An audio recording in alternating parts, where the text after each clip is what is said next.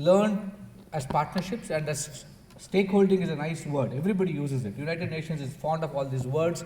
I think the development jargons, that's the greatest lesson I've learned in my 36 years of being in this space, is we use a lot of nice jargons. We invent every meeting we have, every time United Nations meet, new fashion statements emerge, and then we talk about it for the next 5 years. And then life goes on as usual. So SDGs are similar, MDGs are similar. I'm not a skeptic of any of this, I'm just very pragmatic.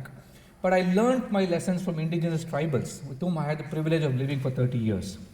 And I start off my understanding of stakeholding with a story, and possibly I'll not even present after that. And I know I'll run out of time because the story is quite interesting. Many years ago, I was a young physician who went into this forest, living with very indigenous communities, considered to be primitive tribes in India. I don't know why we even coined these words primitive. I think they are the most advanced societies I've lived with, in my own view. And this particular chieftain called Masti was working in a government hostel, so he was known as Hostel Masti. He used to be drunk most of the time. And occasionally he used to be sober. And during one of the moments of sobriety, I went up to him and said, "You are called Jenu Kurbas. Jenu is honey. I really want to know, how do you fetch honey from the forest?" And it's a national park, officially a national park. It's very strange. We call it stakeholding, but the state is the largest stakeholder, taking away the stake of every other person in the community. That's what it did to the tribals. And I said, "I want to come with you." So he took me to the forest one day, 4 other tribals with him. We went around 4-5 kilometers into the Bandipur National Park. And suddenly he showed me a beehive, which is around 30-40 feet on top of a large rosewood tree. He called a young man, Kala, and said, "Why don't you climb up this tree and get the honey?" And I was surprised. All that Kala had was a sickle in his hand. And like a monkey, within seconds he was up the tree, near the beehive. And I went to a safe distance. Born in Bangalore, educated in Bangalore, a physician, I thought all the stories of bee stinging and all that came to my mind, so I went and stood in a safe distance. And this young boy, around 20-25 years, climbs up, and he doesn't cut the hive. I was watching him, and Masti and his other tribal took the towel from his shoulder, held on to the towel at the two ends and standing below the hive. And I was expecting some magic to happen from a very safe distance.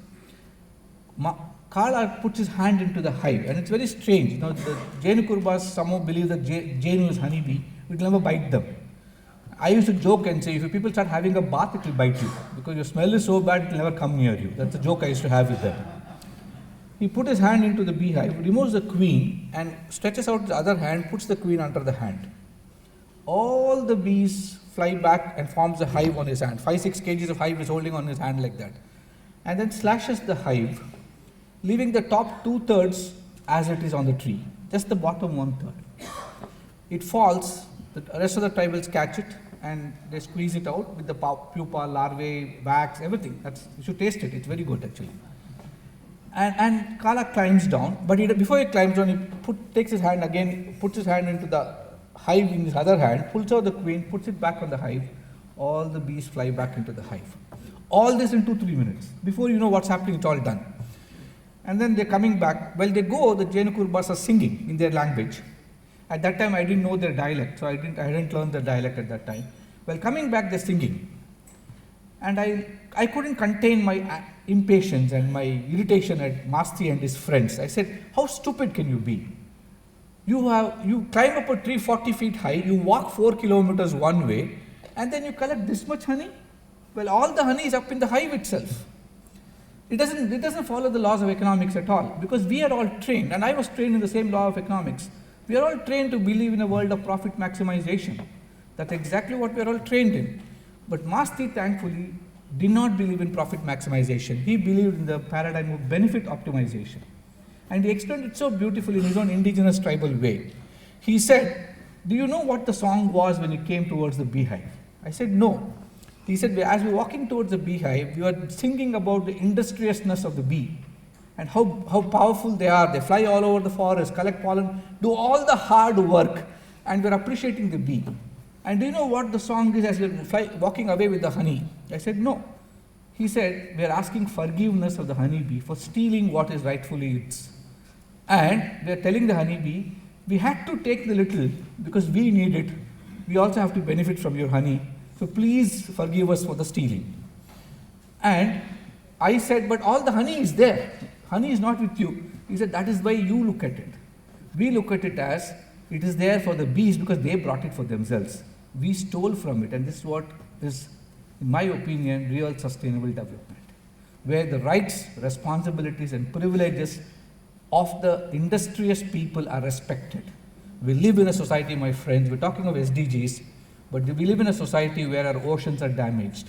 3 crises, which is all created by mankind: the ecological crisis, the crisis of inequities, 1% of India owning 73% of India's wealth, the 50 top people of the world, you can put them in one bus, and they control more than 50% of the global GDP. And what are we talking? How can you really make the world equitable? We cannot. Let's be realistic. I'm not a pessimist, I'm a pragmatist. I believe as long as we subscribe to the paradigm of profit maximization, sustainability is a myth. What we need is a new sector to emerge, the 4th sector economy to emerge. We need the government. They are the principal drivers of development. That's the first sector. And all the principles of public administration, the safety net for the poor, the marginalized. We need an agency like that. The second sector, the private sector, has done enough damage. They've done good too. I'm not even against them. I'm not anti-corporate in any way. The sector I belong to, the civil society groups, we have our own DNA which is good, but all our DNA is not good. So what we need is the best. The real partnership should be partnership of principles. The principles of the public sector, the principles, efficiency principles of the corporate sector, the fairness, justice, and equity principles of civil society, together to create a new stakeholder economy, a stakeholder economy which operates on principles of benefit optimization. And that alone is a real principle of partnership. Look at the short-sightedness of the UN SDG 17. I've been a reasonably vocal critic of it. My view is SDG 17 is limited because it leaves out the people for whom the partnership is all about. SDG 17 only talks of and stresses, lays emphasis on the partnership between public and private sector. How can you limit development to just public and private? There's a huge body of citizens, of people, of communities. The Arunachal experiment, or all the experiments in the morning of the small ponds and the farm ponds and the lakes we saw, is because of communities. So real partnership can happen only when all the stakeholders of development, who all exist for the people. So if you cannot have a partnership without people, it is no partnership at all. So I believe that lesson is what that hostile Maastricht taught me. It's not just people. Every living creature on this earth is a partner in development. And that is what Maastricht taught me. That little honeybee, whom we don't recognize, which no law gives it the freedom to fly, but it flies because it is nature's law, it's God's law. And that's the way partnerships have to be built. So I think we need to wake up. And I believe Himalayas can be saved, and a national model, why a global model can emerge from the Himalayan belt if we learn to get these principles of partnership together. And I conclude with just, my slides are only about 7 R's or 6 R's I say. And I believe this is a paradigm on which partnership should operate. The first R is each of us bring different resources to the table. The state brings resources, I bring resource, people bring resource. Everybody's resource has to be respected. Today we respect monetary resource, only fiscal resources. We don't seem to respect other resources at all. The intellectual resource of the indigenous communities is simply ignored. We need to bring resources to the table. The second R is we need to define responsibilities of each stakeholder. The world cannot move by just one person becoming very responsible, everybody else being irresponsible. The third resource is, the third R, I believe, is roles of people. We need to define roles. What are the roles of citizens? Like, I love the way the chair said that it has to be the level at which people can absorb and deliver. So we have to define roles based on the capacities. The fourth R is there are going to be risks in every partnership. Let me tell you, if you partner with me, it's going to be very difficult because I have my own paradigms of development and you have your own paradigms. How do we really manage our risks intelligently is something we need to resolve. The fifth is, how do you really share the rewards? If the rewards are not shared based on principles of benefit, then it's going to be inequitous society again. So we got to really understand how to share rewards. The sixth is, how do you review performances? Constantly review your partnership. If all these principles are really being deployed properly, are we being really living these principles? And then only will a partnership work. If partnership is not based on this, you don't need an agreement to write. But if you have conviction in the spirit of the 6 R's, then I think a truly sustainable world can emerge.